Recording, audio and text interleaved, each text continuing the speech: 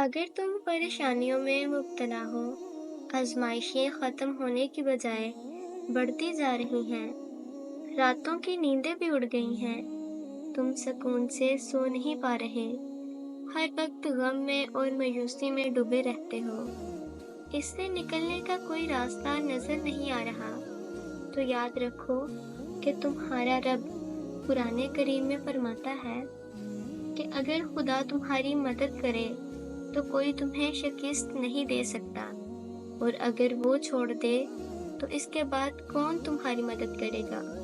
اور تم کو اللہ پر ہی بھروسہ رکھنا چاہیے۔ اللہ تمہیں بے بسی کے مقام پر کیوں لاتا ہے؟ تاکہ تم اللہ سے رجوع کرو اور یقین سے مانگو۔ تم اپنی مانگی گئی دعاؤں پر یقین کرنا سیکھ جاؤ گے تو ہر چیز جو تمہیں ابھی ناممکن لگ رہی ہو وہ وقت بسر ہونے لگے گی، غیب سے تمہارے لیے مدد آئے گی۔ جو چیز نصیب میں نہیں ہے، دیکھنا وہ بھی تم پالو گے۔ سنو، دکھ میں کبھی پچھتاوے کے آنسو نہ بہاؤ، کیونکہ تم وہ خوش نصیب ہو جسے اللہ نے آزمائش کے قابل سمجھا، ورنہ بہت سے لوگ تو غفلت میں پڑے ہیں، ان کے ہاتھ کبھی دعا کے لیے نہیں اٹھتے۔ سنو، ہر مشکل کا حل اللہ کے پاس ہے، اس کو اپنی محبت اور اپنی دعاؤں کے ساتھ چھوڑ دو۔ قرآن پاک میں اللہ پاک فرماتا ہے، کہہ دو میرے ان بندوں سے جنہیں حالات ناممکن لگ رہے ہیں، میں ہر چیز پر قدرت رکھنے والا ہوں۔ پتہ ہے ہر رشتہ کبھی نہ کبھی مان توڑ دیتا ہے، اور ہر تعلق کبھی نہ کبھی برہم کھو دیتا ہے، صرف اللہ کا ساتھ ہے جس کا آسرا ہمیشہ باقی رہتا ہے۔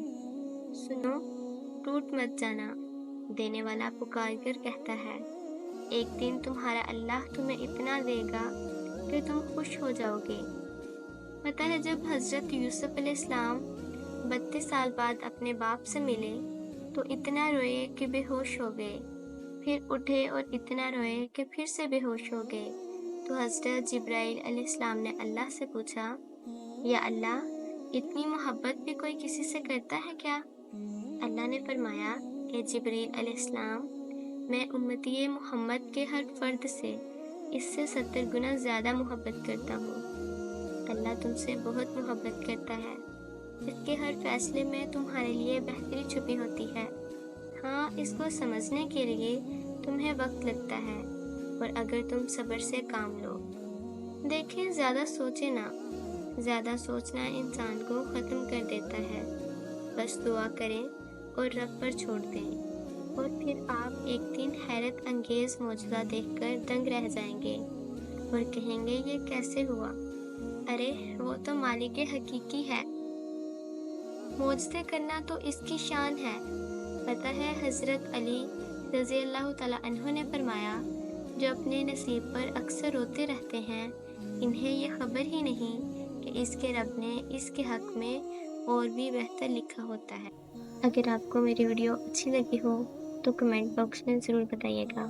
جزاک اللہ خیرہ۔